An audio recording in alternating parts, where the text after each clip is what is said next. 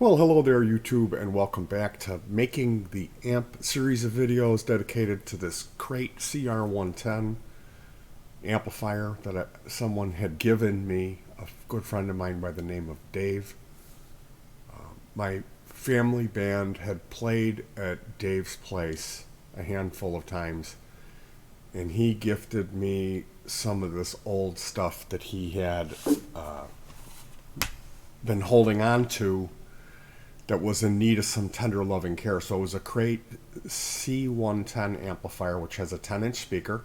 It's a small chassis, and it came complete, but it was in bad shape. It was not functional. So I gutted it. I took it completely apart and sanded this down. This is the chassis, and then started patching some holes and preparing it with automotive epoxy, JB Weld, with these small strips of steel to patch over holes that I would not need. Meaning the original amplifier had a little bit more going on in the front, switches and controls, that my rebuild of it, my completely gutting of all of the electronics and installing my own electronics wouldn't require as many of the controls and switches options as what it came with. Okay, this is a powered speaker, so it just has an equalizer, a power switch, a master volume, and a clean gain control for the preamp. So the original amplifier had a couple rectangular shaped switches that were in the front, mounted through these rectangular slots, and I used the epoxy and some little strips of sheet metal to cover any spot that I didn't end up needing, so there wouldn't be like blank holes in the front when I finished. So that was this step here, was starting to drill out and put in standoffs and different hardware mounting points. Like this is where the old AC cable went in, and now it's where the fuse sits, because there is no AC. This amp runs on a battery pack. So we have external tweeter. You can run a tweeter if you would like. You don't have to do that. That's toggling this switch. If you set the switch in this position, that enables the crossover and the tweeter, which you'll plug that in through this port. The built-in speaker output is right here. And you can just run that built-in speaker, which we're going to do that in a demo later. You toggle that over facing towards this jack, and that'll run just the internal Crate 10-inch speaker, the stock speaker. So there's a power input here. It's a DC 2.1 millimeter inner diameter, 5.5 millimeter outer diameter DC jack, and I use some automotive primer, sandable primer that I got on sale over at the Menards. So I had found some of this wood. It's like wood grain veneer press board, I would call it, and cut a piece of that. Initially, there was a big chunk board in here, it's press board, the particle board, excuse me, the material that the chassis of the amplifier is made from. And after I had cleaned it, I had removed the baffle, which is the board that holds the speaker. This was out. And I thought, you know what, I'm just going to throw this in the utility sink and scrub it down with some Comet cleanser. And I went at there was a back plate in the bottom that I hit with a 5-pound sledgehammer and knocked that out. So then I cut this piece here to sit in here to cover up where it was a little bit torn up in there. And I had used some black tempera paint and a Q-tip to, or actually I was using pieces of foam. We live near a upholstery company, and I can get foam rubber out of their dumpster brand new foam rubber. They have used stuff from their jobs, but they have the cutoffs. So I use that foam rubber for a lot of things here, and painting is one of the great things, rather than using a brush and having to clean it. So anytime that there was any wood that's cut, I like to darken that up with a little bit of that poster paint, and it makes it look less hacked. But these are the battery packs, and you wire them yourself. So there is enough room for 12 batteries. You can run it on as low as probably 3. It would probably run on 3. But basically you run it on, I would recommend running it on either 6 or 12 batteries. And the difference between 6 and 12, it doesn't double the voltage. It remains at the same 24 volts, but it doubles your capacity. So if you were if you needed to play this for 20 hours straight, you would be good. Just load it up with the 12 batteries. Painted the back end of the original Court speaker, and it did need some patchwork. It did have a couple of spots. The weak spot on this amplifier right now is the speaker. So if I run into a 10-inch guitar speaker, I will be a happy boy. Here we see another shot of the back side. It's a real nice fuse holder. And I used non-grounding plastic jacks on purpose, because with a Class D amplifier board, you gotta keep your output ground separate from the input and the power or chassis ground.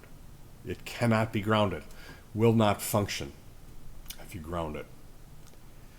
So it's always nice to have those, and you can get creative and remove a large area and then come up with a plastic plate to mount a grounding jack, and mount that plastic plate with 4 fasteners. There's different ways you can do it. Here's the power amp board, the first one that I installed. When I went to test it, it exploded, and later I noticed that the heatsink was crooked, and when I touched it, it was all wobbling around.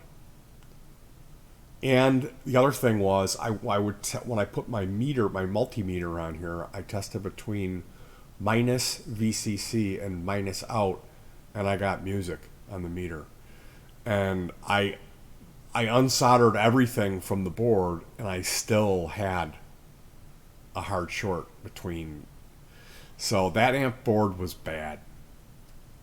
And it was just a bummer, because I very well could order a replacement amp board from Amazon and pay $15 for it. But since I'm not working, I choose to do things frugally and exercise patience. So that means I have to wait, order it from AliExpress, where I can get the amplifier boards around $2 or $3 a piece. But you wait on long shipping times. So there is a crossover that's right in here, and then this is I probably got this at a junkyard and bent these tabs down and then just soldered onto the tabs. This is a DP-DT toggle switch that's used to route the output directly to the speaker jack or through the crossover. So you can optionally add a tweeter, and one would want to do that if one was using an amp modeler, and that's what I use. This is not a all tube tone machine. This is a powered speaker. It's not a toneful amp, but it's a bright amp. So it does sound really good, but there is no real, there's no gain in it. I mean, there is. It has clean gain, but it's not a tube tone machine, if you understand that concept of an amp that colorizes a guitar in the way to give it tasteful distortion. This does not do that at all. This is a clean pedal platform, or modeling platform is really what it is. So here is the input buffer. You see our input jack. This is one of 2 LEDs. It comes in, it goes through this shielded cable to a JFET buffer. And the buffer boosts our input signal and keeps the impedance mismatching to a minimum and keeps everything balanced and toneful. Even if you plugged in a whole pedal board, there's a buffer right on the input. So that's going to do what it does to eliminate tone suck. It keeps your tone honest. This is a 10 millimeter LED. This is the master volume potentiometer that on the earlier image here, this is where a trimmer, a 103 or a 10K trimmer pot lives here. So what I will do is I use my snips and I'll snip 2 of the legs off of that, and then when only the far leg in the back is still connected, I'll put my iron on there and pull that one out, and then there'll be 2 left. And I'll ask my wife to grab a needle nose, and I'll go from the back and she'll go from the front and pull each one of those out of there. And then we solder in these pins. And those wire over to a 10K potentiometer. And that becomes the master volume control of the amp. This board here is the guts, that's the heart of the device. So it's called a tone mender EQ. It has bass, mid-range, treble, and gain. The gain is clean. It's not a distortion. It's a clean EQ. And depending on how you set the mid-frequency shift control, there's a mid-shift switch, a toggle, which you could think of it like a bright switch. You can mimic between the way that you set the bass, mid-range, and treble knobs and this mid-shift. You can mimic a Fender, Vox, and Marshall frequency response. So this is a highly recommended circuit. The tone mender is the reason that this amplifier sounds so great. I just started this new habit of using these 90-degree bent connectors. Instead of soldering the wire directly to the circuit, I install these connectors. And boy, that's the way to go. That's the way to do it. Why I didn't think to do this a long time ago is beyond me, but I'm going to be doing that. That's the way to go. So we have the mid-shift switch is shown here, along with the bass, mid-range. And the treble control is out of sight. Here is the crossover. Speaker output and tweeter output is here. This is a step down, or it's an LM2596 buck transformer. So 24 volts comes in this side, and out the other side is 9 volts. The 9 volts goes to the buffer and also splits over to the tone mender.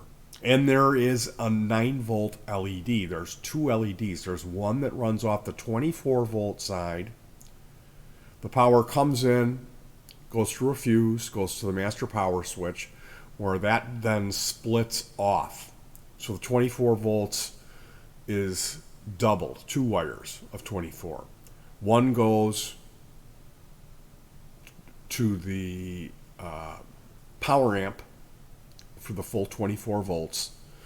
The other 24 volt wire goes to the input of this step down.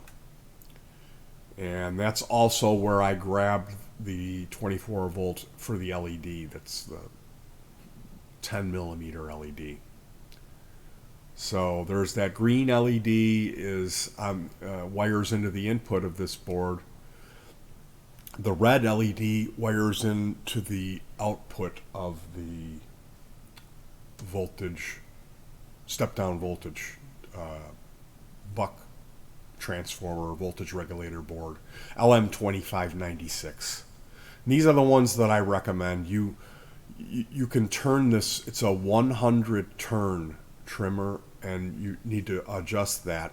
So you set it up with your, you apply 24 volts.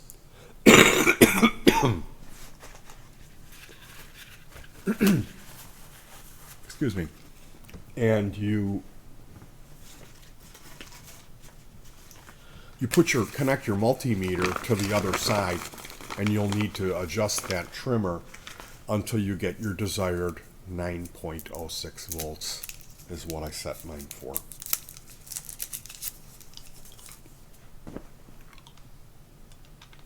Makes sense? Here we see the fuse, their power input. There's a ground right there. I reused the original power switch. And here's the 5mm red LED. You can see the current limiting resistor. And front panel input, 10mm green 24 volt power LED, 10K master volume for the power amp, mid shift switch, bass, mid range, treble, clean gain for the preamp circuit. Here's the 9 volt LED and the master power switch. So this was a really fun project, and the amplifier sounds just fantastic. Here we got some fun close-ups. You can see where I had wired in this yellow wire. Was initially, I was going to run that all the way over for my 24 volt LED, and then I realized, hey, I could just cut this in on the input side of my VREG board. So I chopped it, and it serves in service of my folly.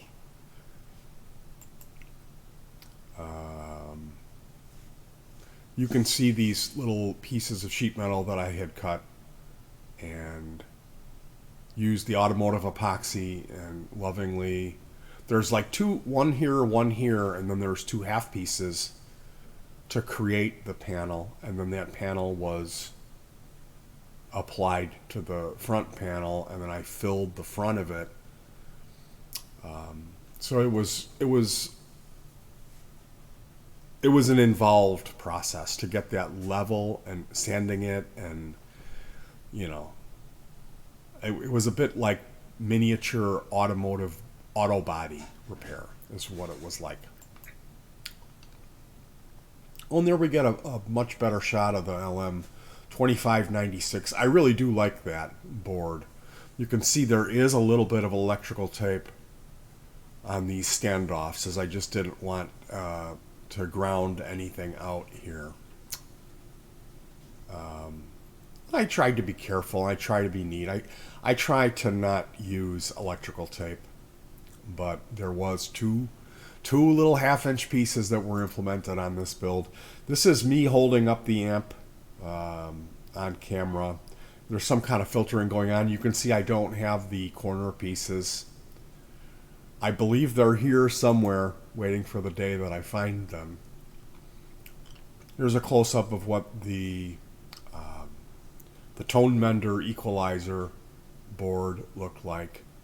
It's mounted with one standoff where it's screwed through, and then there's 3 additional standoffs, or just screws that come up and kind of prevent it from moving. So it is what it is. It's not, this thing wasn't designed to be dropped off on Mars. Here's the Vero layout for the tone mender. It's a single integrated circuit. This one, I believe it's using a NE5532, a legitimate. Those chips are often counterfeited, and if this one has a legit... Oh, there's Mr. Chucky Bob Eaton. Chucky Bob Eaton. This was that same night. And oh, here's Yanni. This was my old cat with one eye, Yanni. She hated people. She loved my mom and she loved me. And I loved her. Yanni was just a great, great, great tabby cat. She lived a long, long life. And the last few years of that, she did not have her left eye. So thank you for joining me. This will probably be about it. I'm going to do another demo. So if you want to hear it, I know I had talked about this a lot, but I wanted to go over it one more time as I wrap this project up. I figured some of you guys would enjoy it. What we got here, this is kind of goofy. I've got a couple of Behringer pedals. I've got a reverb delay. I paid $15 for this. And I got a Behringer vintage tube overdrive, which is a tube screamer. So I'm going to play this, my guitar briefly,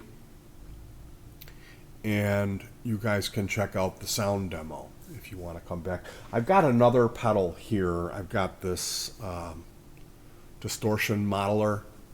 So I'm going to shut this off and then futz around, and we'll see what we get. And I'll do a very quick demo so you can hear the amplifier. Sound good? All right, I'll see you in the demo. Take care of yourselves. Happy Thanksgiving. Try to stay warm and hug your pets. That's the most important thing. Peace.